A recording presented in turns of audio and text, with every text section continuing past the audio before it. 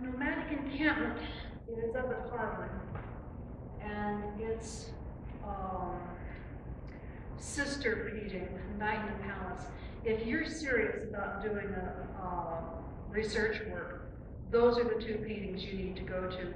And by God, they're available in high resolution online. Next person writing an academic paper on henna, you hit those two, and they're in the books I've written. Take it from there and go as far as you can. Now, there's a lot of different ways that this could be interpreted.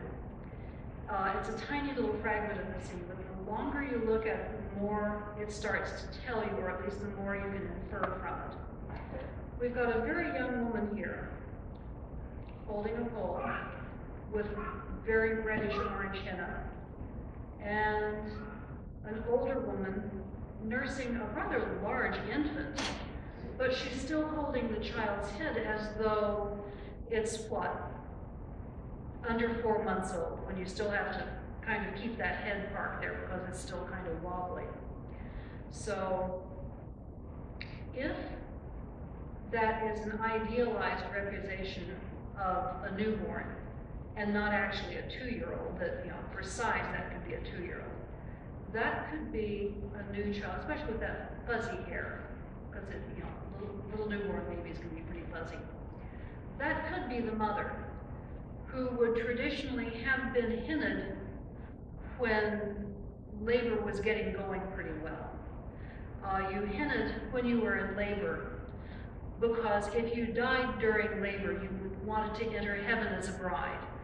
If you were in heavy labor and you were getting your henna done, if you were having problems and your fever was coming up, maybe the henna was going to help keep you cool. At least you would be reminded, stop running around, stop messing around, be still. We've got a baby to deliver here. Wearing yourself out, you know, panicking isn't going to help anything. And it was a way of saying, okay, lady, we're hennaing you as a bride because this is actually what you got married for. You're supposed to have babies. So she may have just delivered that child. In fact, her belly's still kind of sagging and she looks rather weak as she pulls herself up to look at her new child. And she's, you know, the henna would have just been unwrapped. And if you can get it in high enough resolution, you can see there's patterns there. It's not just smeared on. Someone bothered to do a very nice job on her hands and feet. If she's just delivered, and if she's as young as she looks, her milk's not in. The child has been handed over to a wet nurse, and the wet nurses had fairly high status. The more elegant and beautiful and cultured the wet nurse, the more she was going to pass on those qualities to a new child. Birth being as risky as it was, you know, if a very young woman gave birth to a boy, it probably was a good idea to hand it to a wet nurse because you didn't know how long that woman was going to survive after birth. I've read a couple of books on obstetrics before Western medicine hit the region. I can't imagine how anyone survived that. By accident, maybe. It was really some pretty wicked problems in OB/GYN there. Okay, we're losing a lot of the image quality because that hand would have been smaller than a pencil eraser. And we've got to blow it up so everyone can say, oh my God, that was a really incredible henna. Okay, you can see her nails are done. Nails look to be a very slightly lighter color. Backs of her hands here, well done.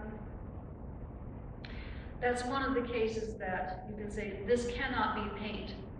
You don't nurse a baby if you've got paint on your hands because the paint's going to come off, and that's just no good for the baby to have painty milk in your mouth. It's not going to be tattooed because the nails aren't tattooed. The only reasonable thing for that to be is extremely dark henna, probably idealized to black rather than actually being black, and very, very well done. You can do that pattern with a brush. It's not that difficult, and if you can say that, okay, it's proportionally about the same as the textiles, yeah, that works. And here's her feet. The patterns are known as saws. Saws is the idea of the Garden of Heaven. If you live in a semi-arid zone, which has wicked hot summers and long droughts, the idea of heaven always having flowers and waters, and the kinds of flowers that have on long vines and soft tendrils, swampy kinds of flowers, rainforest flowers. That was their idea of the perfect heaven. If you look at the domes and interiors of the old mosques, you see these beautiful blue and green backgrounds and swirling flowers. If you compare that to living into a very arid, hot area, and you're going around and life is dusty and grubby and hot and dry, and you walk into the mosque and you will get to wash yourself with water and sit down in the coolness and pray and be in heaven, where heaven is all of these fabulous, soft, undulating flowers and endless leaves. Well, okay, what are the women doing?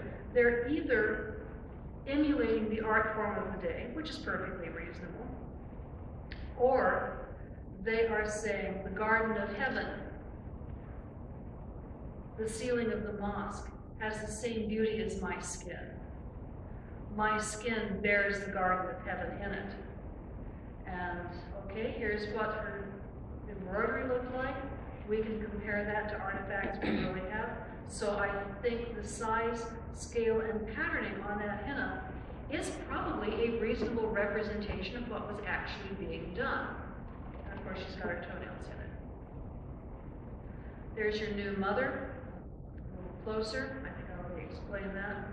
But you can see there really is a lot of patterning in there. It's just, it's difficult to discern on this slide. You really need very fine microscopic examination.